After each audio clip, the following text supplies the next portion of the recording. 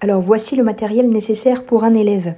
Une boîte à chaussures, 3 fils de 50 cm environ dénudés au debout, 12 attaches parisiennes, une pile 4,5 volts, une ampoule avec son socle. Ajoutez du ruban adhésif, une image éventuellement pour le quiz et prévoyez aussi de demander aux élèves d'apporter leur compas. Ça servira pour prépercer les trous pour les attaches parisiennes. Enfin, vous aurez soin de prévoir un rouleau de papier d'alu, un seul pour toute la classe, dont les élèves se serviront pour conduire la question jusqu'à sa réponse.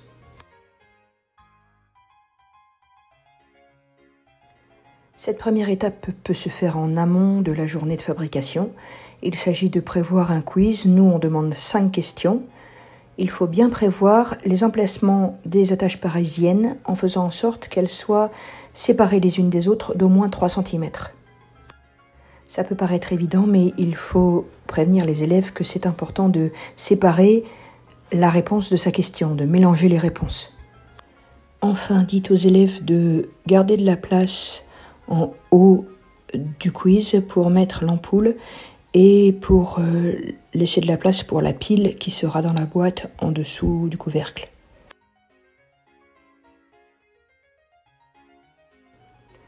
Ensuite, ça se fait très bien, on perce chaque emplacement d'attache parisienne avec la pointe d'un compas et on y place chaque attache parisienne à sa place.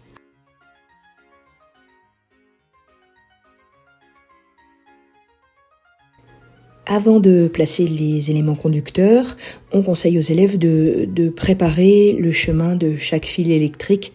Ça va faciliter le travail ensuite. Sur toute cette étape où il va falloir relier chaque question à sa réponse, je vous conseille de laisser vraiment les élèves faire et se tromper et donc de pas trop les guider. Alors nous, dans les séances préparatoires, on a vu que il ne fallait pas que les fils se touchent. Donc normalement, la construction du jeu, c'est une séance de réinvestissement et tout seul, ils doivent penser à séparer d'une manière ou d'une autre les fils pour ne pas qu'ils rentrent en contact. On peut essayer de contourner les fils, ils peuvent les faire passer autour par exemple, ça fonctionne quelquefois.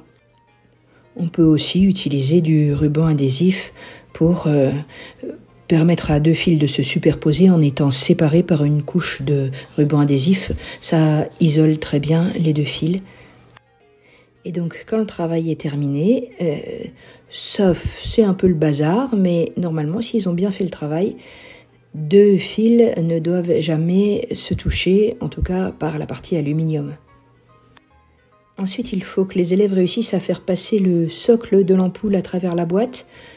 Nous, on leur conseille de faire une sorte de croix avec la pointe de leur compas. Ça simplifie bien le processus. Voilà ce que ça donne. C'est pas forcément très propre parce que on peut pas se permettre de dire aux élèves d'utiliser un cutter, mais c'est pas grave, c'est pas du tout le but du jeu. Ensuite, on guide les élèves sur le fait qu'il faut qu'il y ait 2 fils qui sortent de chaque côté de la boîte et qui permettront de jouer. Mais ensuite, c'est bien de les laisser tout seuls, comprendre qu'un des fils doit être relié à l'ampoule, que l'autre doit être relié à la pile, et enfin qu'un 3e fil doit relier la pile à l'ampoule. Comme ça, on a un circuit fermé quand on touche la question et sa réponse. Là, normalement, c'est terminé, mais commence une belle phase de test pour vérifier que la lampe s'allume quand on touche d'un côté la question, de l'autre sa réponse, et aussi qu'elle ne s'allume pas quand on touche une question d'un côté et une fausse réponse de l'autre. Et c'est là que parfois on a des surprises et qu'il faut revoir l'isolation des fils.